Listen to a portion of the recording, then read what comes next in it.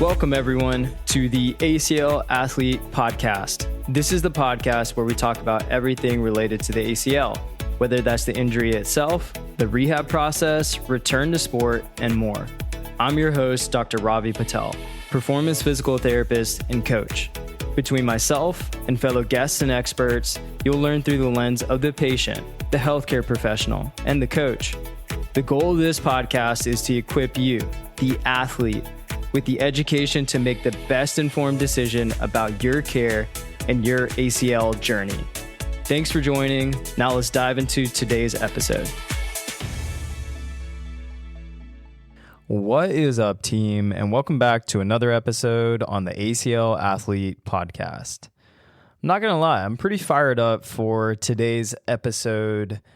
We're going to get into it. So today is all focused on this particular quote. What gets measured gets managed. And you might have heard me say this in the past in different podcasts because testing is so important.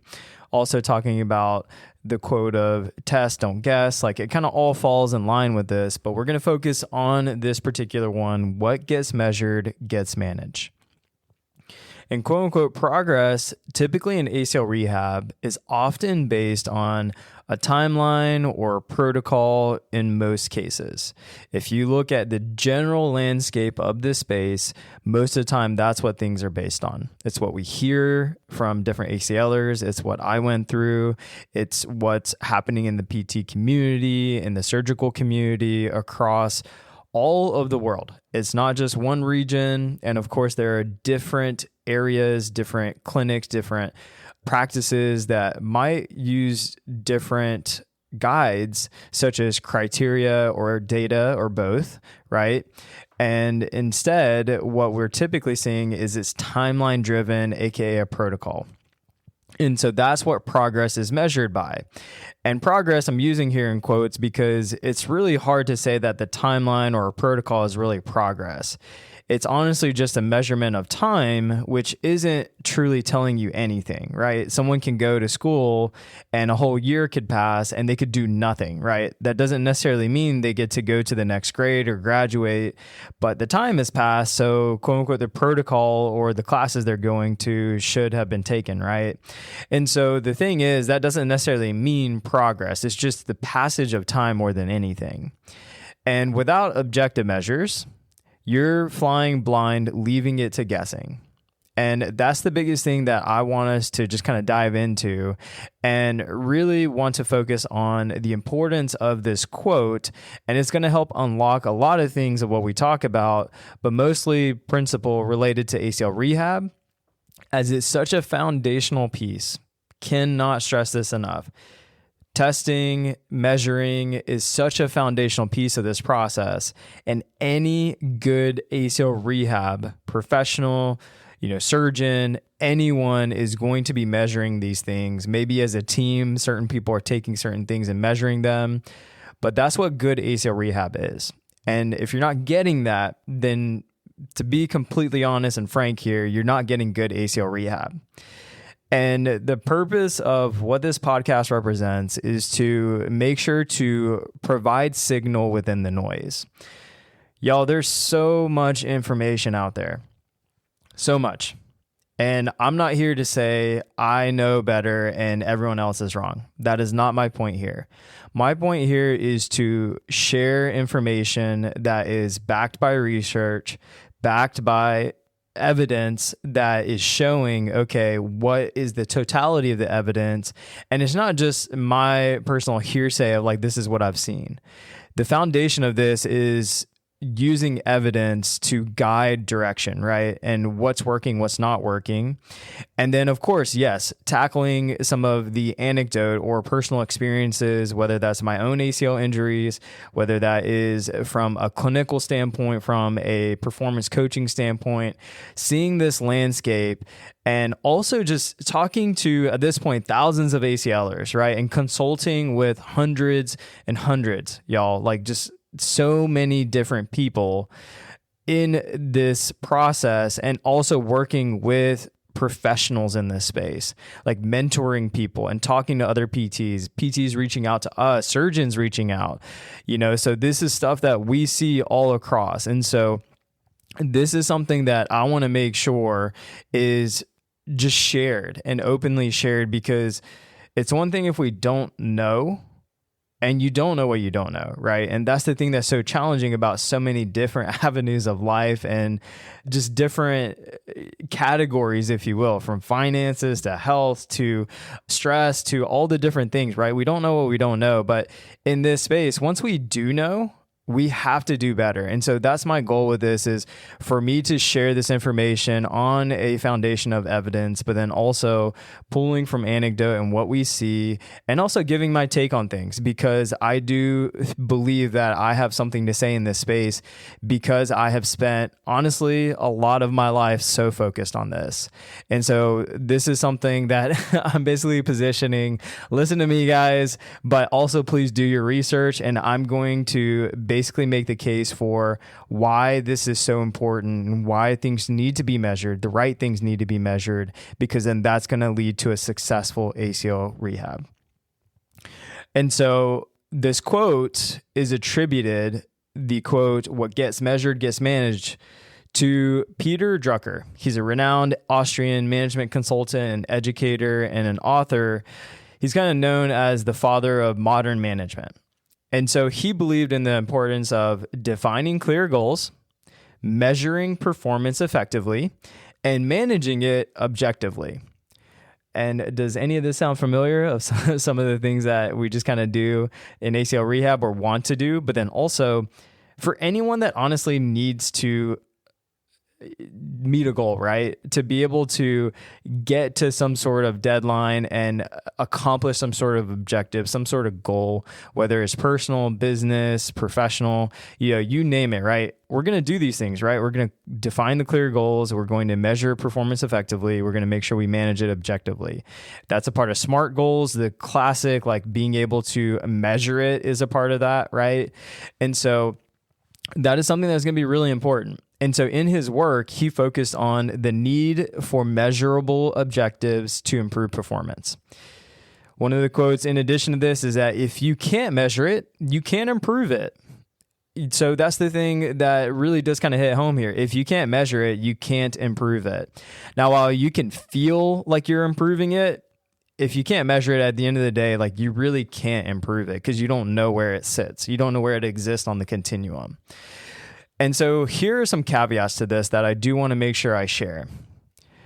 Measuring the wrong thing can lead to mismanagement, and honestly, in the space of ACL rehab, two things. It can lead to worse performance, and it can lead to re-injury. And at the end of the day, that is the two biggest problems that we are facing in this space of ACL rehab. The worst return to sport and return to performance rates, and having the worst re-injury rates. ACL injuries, re-injuries, are one of the highest re-injury rates of any type of injury that exists.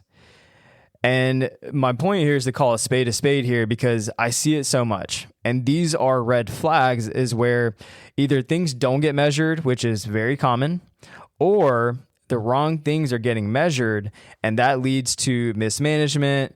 And it's almost like this feeling of overly confident because we are measuring the wrong things.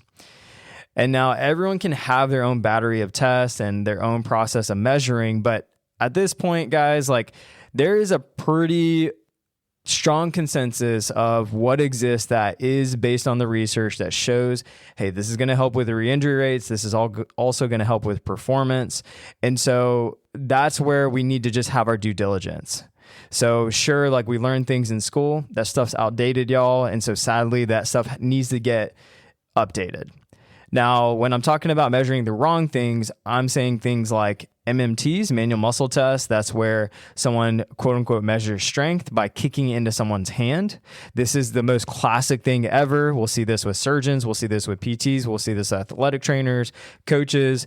Basically, they are testing each leg to see like, all right, let's resist while you're seated on a table, putting their hand on your ankle and then one hand on the top of your thigh, and then just saying, kick out into my hand. right? And the thing is that these MMTs or manual muscle tests don't actually test strength. It's just, I wish that they would get reworded, honestly. I wish it was just like, hey, this muscle is active, and that's about it. But other than that, it's not giving us a measure of strength because we don't have any objective way to measure it. Even though there's a scale of 0 to 5, it's based on subjective feel. It's like me picking you up and saying, this is how much you weigh, right? It's just based on my strength and also your size, right? And so that's going to be a factor of that. So other things that are typically measured, if you will, is going to be time. That's something that is constantly used in ACL rehab. And I'm not here to say time is bad. We use time, but we use it in a healthy sense of ranges, being able to strategize based on short and long-term goals, and also understanding that it's time plus criteria, not just time alone, but it is criteria driven based on the research. And so we're going to use those two effectively to help map things out for each of our ACLers. And so that's what's going to be really important here.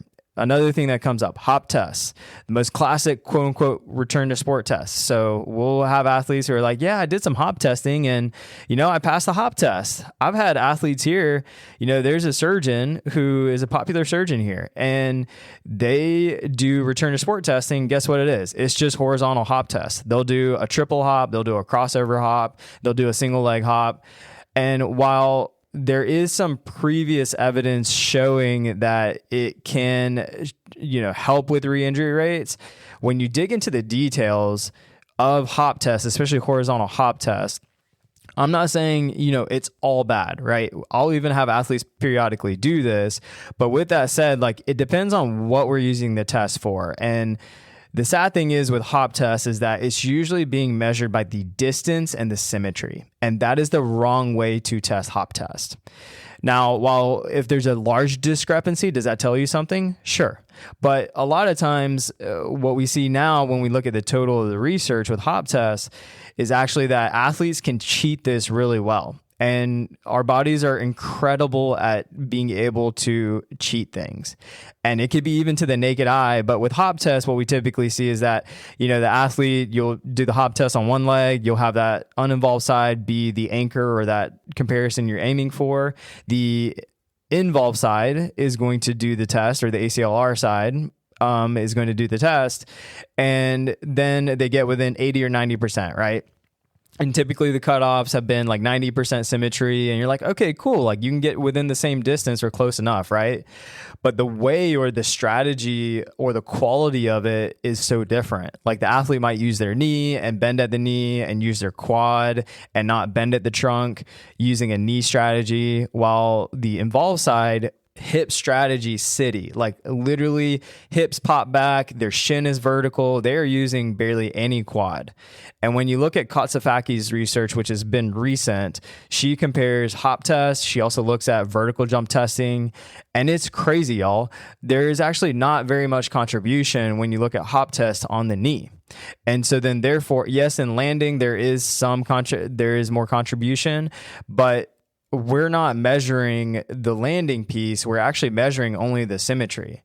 So that's where what we're testing is actually off. And so that's quote unquote return to sport testing. And then don't get me started on how that is not necessarily related to all the physical demands of what sport or activities are going to test you with. Some horizontal hop test forward isn't going to be the thing that's oh yeah, this person's ready to go. It's we need to make sure we have a full battery of dynamic tests, jumping, running, cutting, being able to decelerate, to accelerate, to sprint, right? We need to test all these things through a battery to make sure this athlete's ready to go, in addition to all the other stuff, range of motion, strength, etc. And so my point here is that hop tests will be used and they'll be okay, 90%, you're great, you're good to go. And that's what we'll typically see in MMT. They're time-based, maybe they're 6 months or 9 months. And then hop tests. They have passed their hop test. Cool, you graduated, you're good to go. We've seen this from the surgical side. We've also seen this from the physical therapist side all the time. And it still happens. I can guarantee you majority of clinics are still doing this. And this leads to the overly simplified quote unquote clearance And what's worse about this is the overly confident ACLer who just wasn't tested on the right things. And honestly, this scares me the most because I know in that person's gut, they're like, I don't feel ready, right? They're like, I don't know that I'm like really ready for all this stuff, like ready to go and like get on a soccer field again, to be able to go ski again, to be able to get back on the mats for MMA, right? Like it's just, I know that within them, they don't feel like that's there, but at the same time, they're rehab professionals and their team has told them, hey, like you're good to go based on these tests. So for them, they're like, well, I guess I'm ready. Maybe it's just a confidence thing. And sure, there are situations like that. Don't get me wrong. But with that said, this is something I see way too often where that person goes and they go to play their sport. They're not even given guidance or recommendations on how to reintegrate back. And they're underprepared. They've been tested on not the right stuff. And then they're not even given any type of progression back into it. And guess what? The re-injury happens, or they're like, I can't perform the same way that I did before. I'm going to give this up. And it makes me so sad. And this is probably the one that makes me the most scared, is the overly confident ACLer because they were tested incorrectly. And it's almost worse than not being tested at all, because then at least not being tested at all makes the person be like, well, my rehab wasn't great. We didn't really do any testing. So then that can maybe create some curiosity of like, maybe I need to pursue more help and do more stuff. But the person who has been told based on the wrong stuff that they're ready to go is the one that really, really breaks my heart. And that's why I'm doing this episode, because I want to make sure you guys have a clear understanding and also a practical way to tackle this. Now, let's dive into the practical ways of this, because we are focused on making sure that we can measure the right things. Now, the right things will be determined by just different parts of the process, because certain things are going to be a little bit more of a priority. But this simple heuristic is what's going to help drive this. If you use this, and if you're a clinician or a coach or surgeon listening to this heuristic, to be completely honest, will change the game. It really will. And that is this heuristic that I learned from Matt Jordan, an incredible PhD researcher and also coach who's doing amazing stuff in the field for us. That is this heuristic of 3 different parts. Determine what matters, measure what matters, change what matters. I'm going to repeat that. Determine what matters, measure what matters, change what matters. If you can nail this, then this is going to be an absolute game changer. And I'm going to go through each one. Determine what matters. What quality or particular criteria are we looking to improve? And so then, therefore, we are trying to pick out, like, what is the thing that is most important here? And then this helps us to create our KPI, or our key performance indicator or criteria, right? And I'm going to use the example of peak isometric quad strength. Now, this could be a number of things. It could be, pain management. It could be swelling. It could be extension range of motion. It could be maybe it's power development of the quadriceps or a certain position. There are a number of things that we could kind of peel back the layers and say, all right, this is what matters at this instant, right? But as we know, quad strength is a big one, so I'm going to roll with this one to keep it super simple, and this allows you guys to put this in play. So determining what matters, the important quality, that is going to be the example of peak isometric quad strength. So basically, how much force and torque can your quad produce on the ACL side versus the uninvolved side? So that's what we're looking to improve. Now, measuring what matters, right? So the thing that matters is the peak quadriceps strength.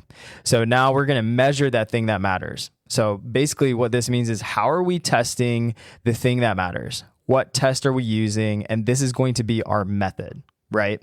And so then therefore, for example, with peak isometric quad strength, this can actually be a few different things. Now, there's a gold standard, which is the isokinetic machine. That'd be ideal in all situations. But guess what? It's a very expensive machine. It's not often that you find it all around, and sometimes access to it can be limited. But if you can find it, awesome. That's the gold standard, and we would prefer that. But guess what? If you don't have that, we've got other ways to be able to get a proxy or an idea and measure this. That could be via a handheld dynamometer or a strain gauge where you are pulling into that thing. You have an ankle strap, you're seated just like a knee extension machine, but you're fixed at either 90 or 60 degrees, and you're kicking into this basically device that is connected with like a chain or a strap and is giving you an objective data point. It is saying how hard you kick out, and that might be in pounds or it might be in force, or it may already calculate the torque based on if you have the moment arm as well. So this is going to give us and test and measure, all right, what is that thing that matters? And then if you don't have that, guess what? We can use a knee extension machine to get an idea. Now, this isn't necessarily testing peak strength of that quad, but we are getting an idea of the dynamic strength of that quad. And that's okay. That at least gives us a proxy to understand, all right, well, my left side for 5 repetitions, I can do 50 pounds. That is going to be my ACL operated side. And on my other side, the uninvolved side, I can do 100 pounds. So, hey, that gives me at least a proxy and understanding I'm at 50%, right? And so that at least lets you know, all right, well, I do have a deficit here, right? But that allows us to at least get some sort of measurement, and the research shows that that can even help to give us an idea of quadriceps strength. So that's measuring what matters. Now, we are going to change what matters. So we went through determine what matters, measure what matters. Now we're going to change this thing that's important to us. We're going to prioritize and develop this important quality. Now, don't get me wrong. I don't want to get lost here, but we're focusing on one here. There can be a few, right? But I would say after you have 3, you're really kind of getting lost in the sauce there. Like you only need maybe 1, 2, 3 priorities, and that's going to be it. Now, we might be having some tertiary things that might be developing, and we do for our athletes, but at the end of the day, we are picking our top 3, and especially our 1 is going to be the most important thing that we are trying to tackle, and we're going to prioritize that thing. So we're going to try and change these things for the better because we've measured them. And so going with this example, the other thing we need to know is we need to have a gold standard benchmark and just understand what is that threshold we're trying to get to. This means normative data to help us know if we need to work on changing this quality that's important and also relative to you, right? So this will be based on the typical normative data for that person's age, sport, activity, etc., right? There are a number of factors that play into this as well as the gender. And so the other thing that we'll look at is also specific to the athlete is the limb, aka the symmetry of it from one leg to the other.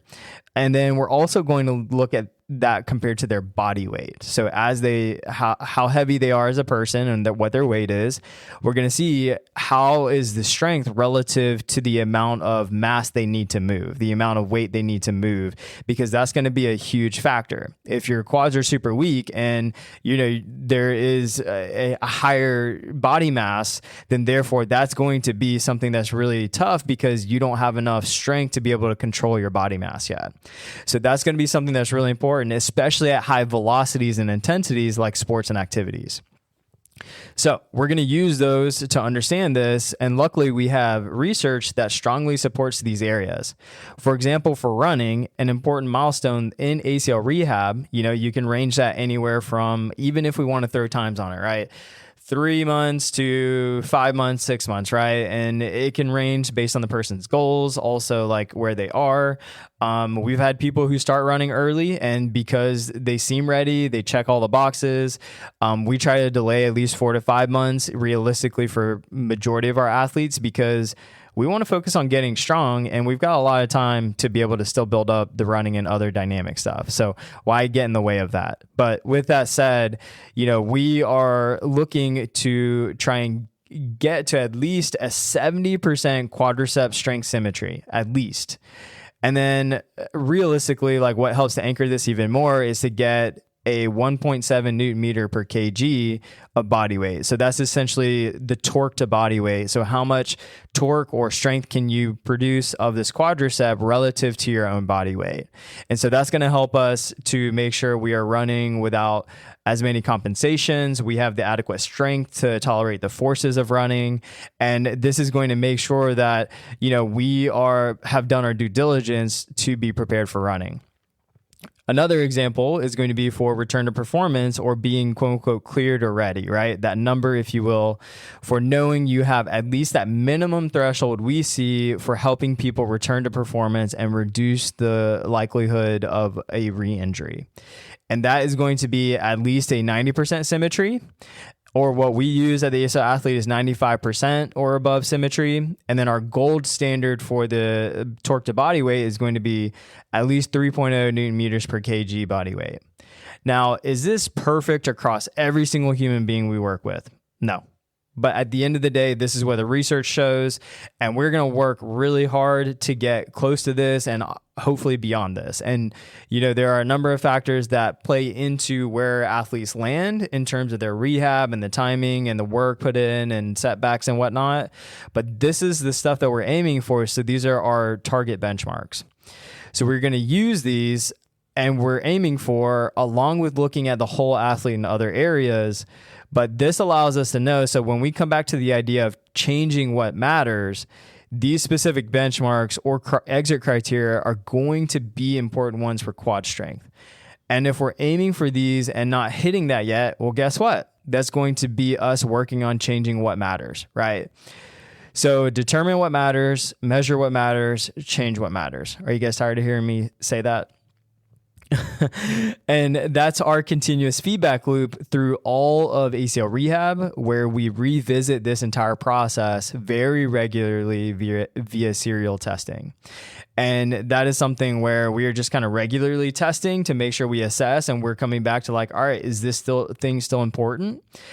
Are we determining what matters? And then are we getting measurements of this? And then are we continuing to be able to be very surgical in our programming?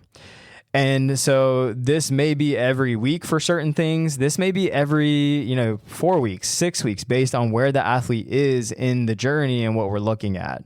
Because some things are going to just take a little bit more time to develop with this. Like, for example, quadricep strength isn't going to jump 50% in 2 weeks, right? So we're going to need to take some time to train, put some stress in, recover, and to see how that adaptation occurs, and giving this at least, maybe 4 to 6 weeks, and seeing if we're moving the needle on this. The one thing I want to say is that we want to be careful what you measure, because you might end up managing only that, though. We got to remember we're working with a human being. We got to remember that they have life things that are going on, and we got to make sure that we can't lose sight of the other things that are important. So that's what's going to be really key here. Now, while we want to prioritize the top bottlenecks, the main goals, the things that we know are holding that person back, especially from a day-to-day all the way into more activity and sport-based, we don't want to get so laser focused that you forget everything else. Yes, we care so much about quad strength, but we don't want to forget about making sure that this person has full extension. We want to make sure that this person has, the flexion needed, especially if they start running and sprinting, for example, because we need to make sure that heel recovery, that heel can go through that proper range of motion. We need to make sure that this person can show a positive shin angle as they are able to drive the knee forward and tolerate positions, and make sure that their donor site, for example, isn't something that's limiting them. So that's where your rehab provider, your guide, your coach is the one who is determining all these things, but we can't get laser focused. And for us, we use a zoom in and zoom out approach throughout all of our rehab. We are always looking at, all right, what's the next step? We use the ABZ framework, where it's all right, where's the athlete? Where do they want to be? End goal. And then B is that next step. And that's in alignment with the person's goals as well as where they want to be at the end with that point Z. So that is something that is important to us to make sure we want to be able to zoom in and zoom out. And of course, we have a time and place where we can get so laser focused on something, but we want to make sure that we always revisit that zoom out approach as well. Now, Why is this so important? Why is measuring things? Why am I saying this quote? I'm going to share 3 things that are important here. It creates accountability when we measure the thing and making sure it gets managed, right? And so it's going to create accountability for the athlete, for the rehab professional, the surgeon, the coach, all stakeholders involved. It's like, all right, well, are we actually looking at the thing that matters? And okay, if this thing's not improving, well, let's talk about this. Let's have a conversation. Let's not just assume it's going to get better. Let's change the game plan. Number 2, it creates intentionality. And as I said earlier, it allows us to be more surgical. It's like, for me, the way I look at it is, instead of taking a shotgun approach, seeing, the spread of it and just kind of trying to tackle everything, we're being more precise. We're taking that crosshairs, if you will, and we're taking a sniper, and we're like, all right, we're being very intentional, and we are having a very direct focus on these certain gaps that we're seeing in these priorities. So it drives our programming and the exercise selection, the rep sets, the design of the program, how we're structuring your week, and factoring all those pieces in place, allowing us to just be as precise as possible and intentional. Number 3, it creates transparency in all stakeholders' communications and also managing expectations. That's the thing that's really important here, is that there's transparency in where the athlete is, where they want to be, and we are able to make sure that there is numbers associated. So we're not just guessing or being like, well, they're stronger, but okay, cool, how much? Or they're ready, but they're not fully ready. It's like, okay, but can we get some objectives here? Can we get more detail around this? So it's transparency of almost black and white, if you will. Of course, we work in a gray area, but it allows there to be more black and white. And so then that allows all these people to communicate between the athlete, coaches, rehab professionals, surgeons, parents, you name it, whoever else is involved, agents. And it also allows for management of expectations. And so that's the other thing too, is that if the athlete is aiming to run at 4 months, and they had, a big trip from months 3 to 4, and they were walking around, they didn't really have access to a gym. Guess what? If we test this thing and we're able to say like, hey, your quadricep strength we were hoping to be at this point is not there yet, we're able to anchor that to something, because we're like, we need you to be at 70% symmetry or 1.7 Newton meters per kg, and you're still below that, right? And all the other things show us that we're not ready yet. And so that helps us to prove those points and to be able to manage expectations for this athlete versus being like, oh, well, I'm at 4 months, I should be running now, right? And so the thing is, we got to factor all these pieces in. So accountability, intentionality, transparency are 3 things that benefit from being able to measure these things and manage these things, right? And here are some parallels to hopefully help this hit home for you. We can talk about finances. So if you've never tracked your spending, how do you know where your money goes? People who create a budget and track expenses tend to manage their finances better. It's pretty black and white there. If you're not measuring what you spend, it's easy to overspend or to fail to hit the savings goal you might have. So as this relates to ACL rehab, it might be not tracking quad strength or, your jumping performance. It's like guessing how much money you might have in the bank, right? Your decisions are kind of being made in the dark. Taking medication without checking symptoms. Imagine, you're taking blood pressure meds, right? And you're taking these meds without ever checking your blood pressure. You never know if the medication is working or if it needs some adjustments. It's kind of crazy because my dad our family has hypertension genetically. And so my dad has actually been dealing with some things with this, and his blood tests have been showing certain things, and his blood pressure has been showing certain things. And guess what? It never really did have any type of attention to it. So I had to kind of step in and, talk with the doc and be like, hey, like, we're seeing this steadily increase over time. Like, what's the game plan here? And so I couldn't have come to the doc with that if I didn't have the proof of these readings. And that's just the typical like primary care overlooking some things, throwing some medication at it, hoping it helps, instead of, really dialing in the details and be like, all right, cool. How can we make sure we get this medication down? And so anyways, that's a tangent, healthcare system. But with that said, the objective data allowed me to have proof in saying like, hey, this is where my dad's blood pressure is. Like, this is what we need to do potentially in order to help this, right? Of course, there are lifestyle things to improve, but with a genetic piece, there might be something where medication needs to be bumped up, right?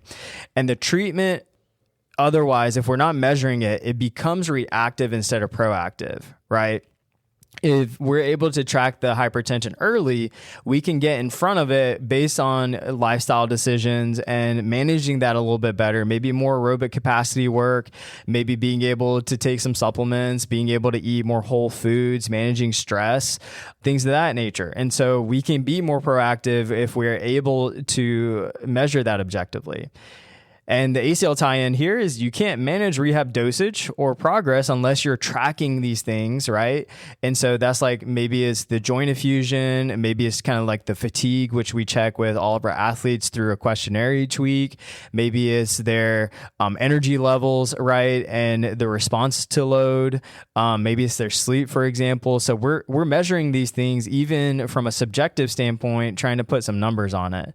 But from the blood pressure piece, that's a really black and white situation, but if we didn't measure it, how do we manage it?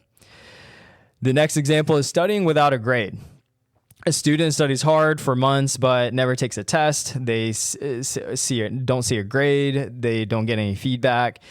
And they may feel like they're improving, but they don't have any benchmarks to really know. It's kind of all subjective. And they're like, oh, okay, like I'm kind of learning this stuff, but there's no test, right?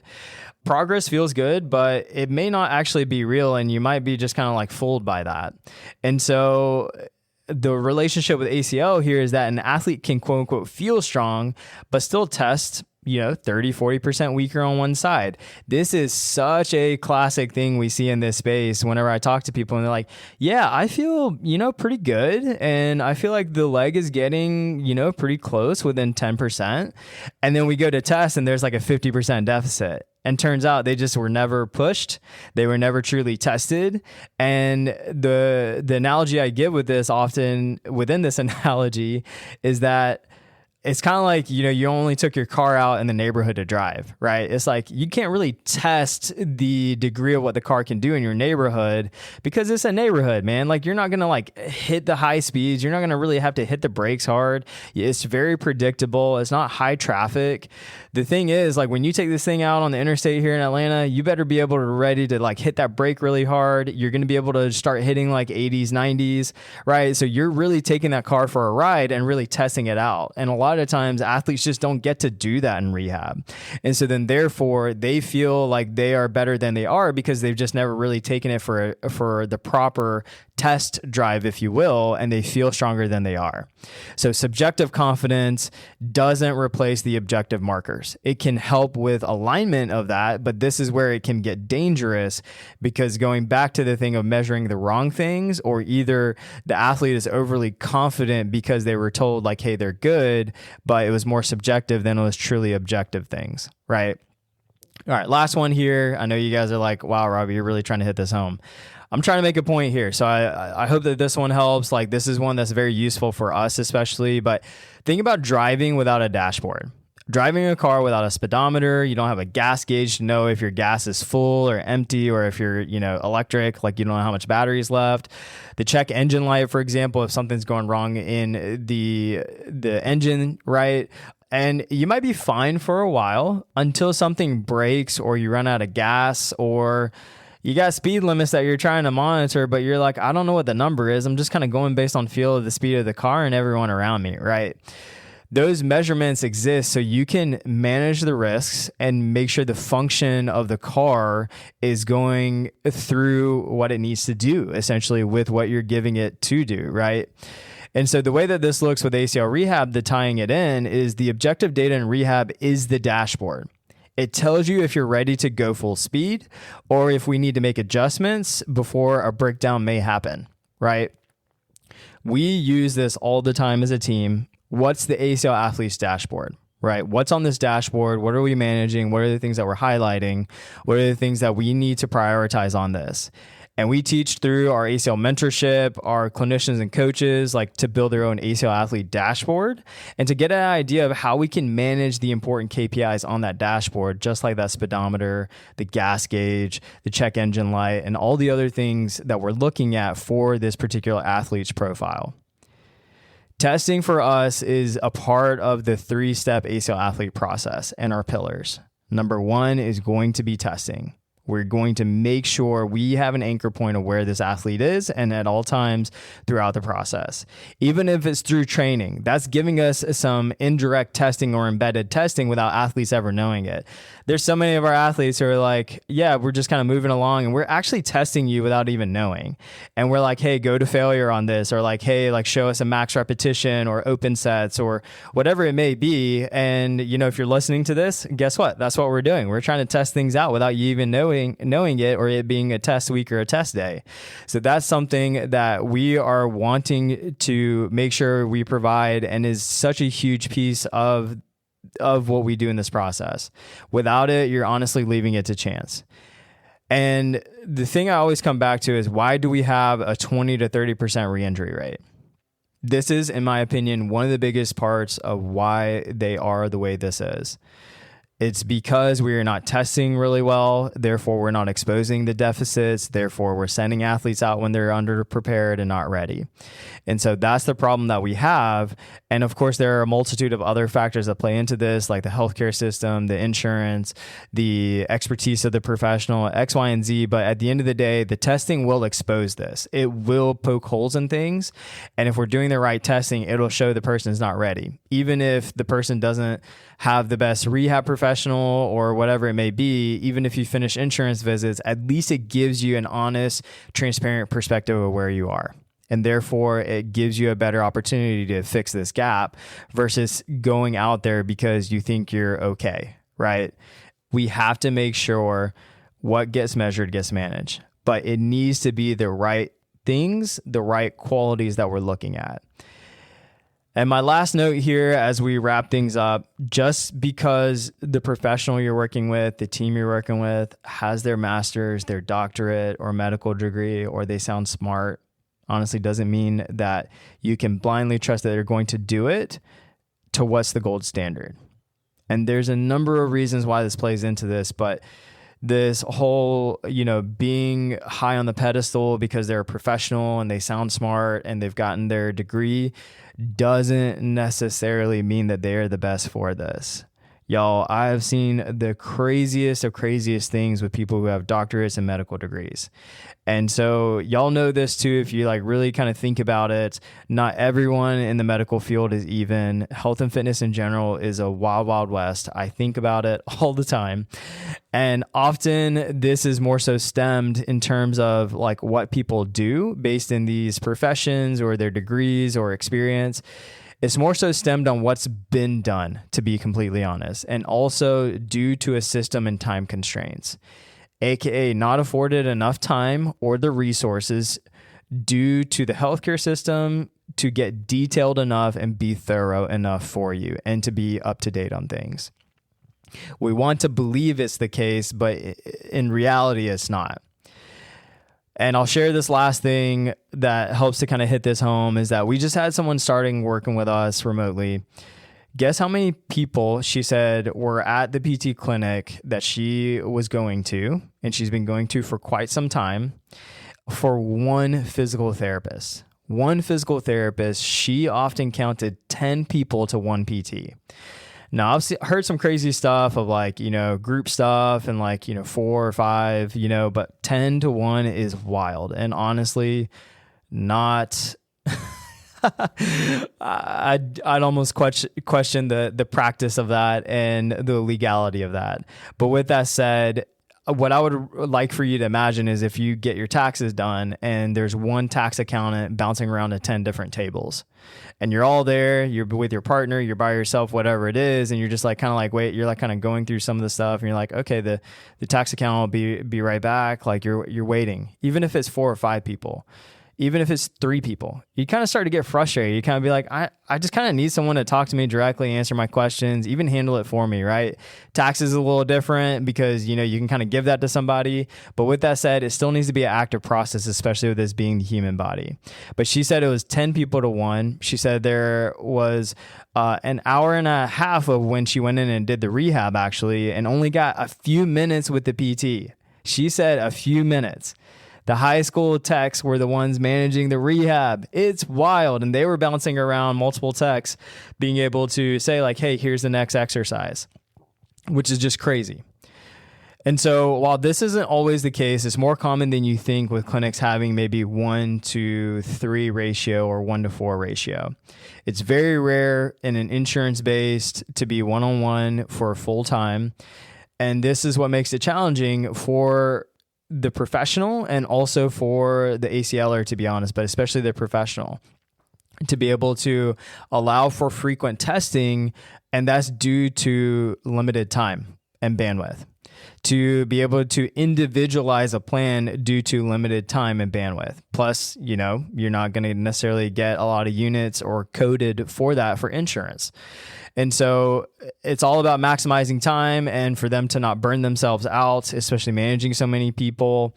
And so it's hard to individualize things. That's where a protocol can, quote unquote, help them, or just be like, all right, this is already done for me. I can at least give this to the person. This is getting them started on some stuff, but it's not individualized.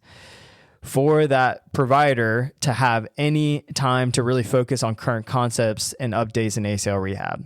This is one that's really important.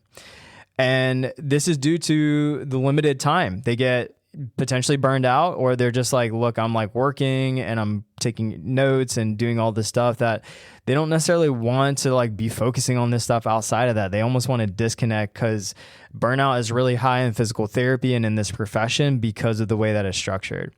And the thing that's challenging is that what we're taught in school, number one, we're taught to be generalists and treat everything. I told you guys, we spent maybe a few weeks on the knee, and ACL rehab was really sad. This was really, really sad for how much we covered in all of 3 years of a doctorate. ACL rehab was very slim. Very little in general, especially all we talked about is post-op stuff. We didn't really even talk about anything else.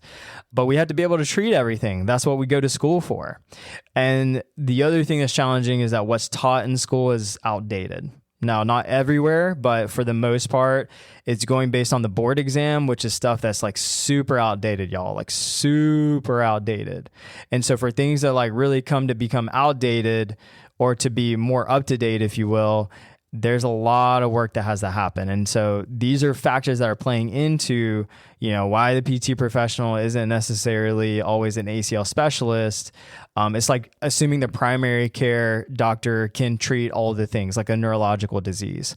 Like they can't. They can give you maybe some general like idea of it based on knowledge, but you got to go see a neurologist. And then, of course, if it's a very, very specific thing, then you're going to go see a specialized neurologist for that thing, right? Same thing can be said about even orthopedics, y'all. Like, sure, you're going to go to an orthopedic surgeon, but a lot of times you're going to someone who does ACLs. They may do all the things, and I would say that's not the orthopedic that you want in reality. Maybe they focus on shoulder, a certain procedure, and then ACLs. Cool. What is your volume? What are your outcomes? Like all the things that you want to normally ask someone to vet them. But at the end of the day, even orthopedic surgeons, unless they're in a rural area, they're going to start specializing in certain areas because they want to get specialized in it. It allows them to be experts in it. And that's something that, allows them to be able to be focused on that thing and be better at it versus being general. Right. So that's the same thing with physical therapy. It's just challenging because we are taught to be generalists once we are licensed, which is just kind of wild. Right. And most clinics are treating everything. So with that said, it can make it really challenging. And that's why we can't blindly trust. We have to vet the professional on our team. And to round this out, what gets measured gets managed.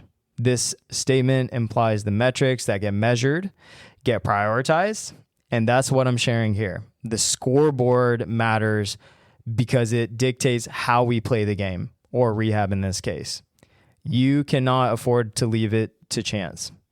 And now with that said, I had such an intention to keep this super short, but this is the opposite of short, one of my longer episodes. I apologize, but I hope that you took a lot away from this and you were able to like really pull from this a lot of value. And if you feel like this is something you're not getting, and especially if you're someone, I would say 8 to 12 weeks out and you feel like you're not really getting that, then I would start to kind of consider like, okay, like asking questions and making sure like, when am I going to get this, and making sure it's doing the right stuff, right? It's not the MMT, it's objectively measuring strength, objectively measuring other different criteria, and making sure that it's not just a protocol or the timeline says at 3 months you do this. We want something time plus something else. There needs to be something in addition to this to prove you're ready to do that thing, right? And that's how we are going to make massive change in this space and be able to reduce the rate of injuries and be able to get people back to what they love most. And that's the goal of what we're doing here. I hope that this helps y'all. If you need anything, we're here to help. Until next time, y'all, this is your host, Robbie Patel, signing off.